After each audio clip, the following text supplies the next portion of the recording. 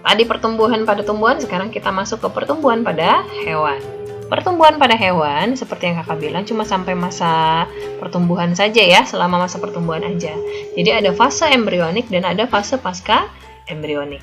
Singkat, karena kita sudah membahas pertumbuhan pada tumbuhan di kelas 11 mungkin ya, di pertumbuhan tulang gitu-gitu ya. Sel juga sudah kita belajar tentang hewan. Nanti ada lagi pembelahan sel di bab berikutnya di kelas 12. Jadi kita bahas singkat di sini, pertumbuhan fase embrionik itu adalah pertumbuhan yang terjadi selama kita ada hewan atau manusia ada di dalam kandungan kalau yang melahirkan dan ada di dalam telur kalau yang ovipar.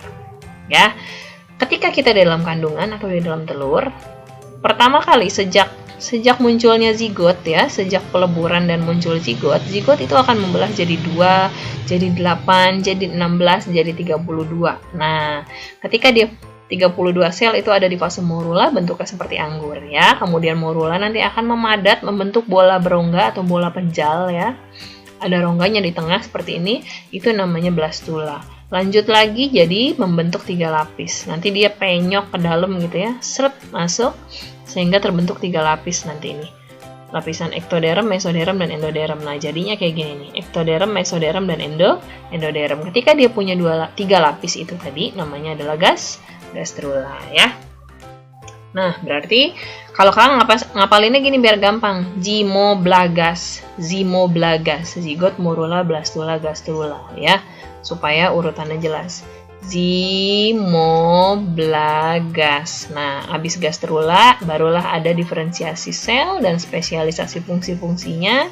Kemudian setelah itu terjadi organogenesis. Setiap lapisan-lapisan di gastrula itu nanti dibentuk menjadi berbagai macam organ.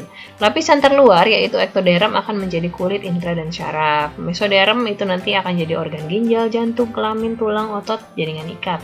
Endoderm akan jadi hati, lambung, usus, paru-paru, dan saluran pernapasan lainnya gitu ya. Itu selama di fase embrionik, kemudian menetaslah atau keluarlah dari induknya kalau yang dilahirkan, barulah masuk ke pertumbuhan pasca embrionik. Pertumbuhan pasca embrionik itu ada 2. Yang pertama adalah proses regenerasi sel dan proses metamorfosis. Kalau regenerasi sel itu adalah proses penggantian sel-sel yang rusak. Kalau misalkan kita luka gitu ya, kita luka kan digantikan dengan sel kulit yang baru. Atau kalau misalkan sel-sel yang sudah tua dihancurkan lalu digantikan dengan sel yang baru. Ada juga beberapa hewan yang menggunakan proses regenerasi ini untuk melindungi diri. Contohnya pada cicak. Cicak memutuskan ekornya lalu dia menumbuhkan lagi ekornya. Kemudian ada lagi kalau pada cacing pipih itu dia menggunakan proses regenerasi ini untuk reproduksi vegetatif. Contohnya adalah untuk fragmentasi ya. Masih ingat nggak kelas 10 nih?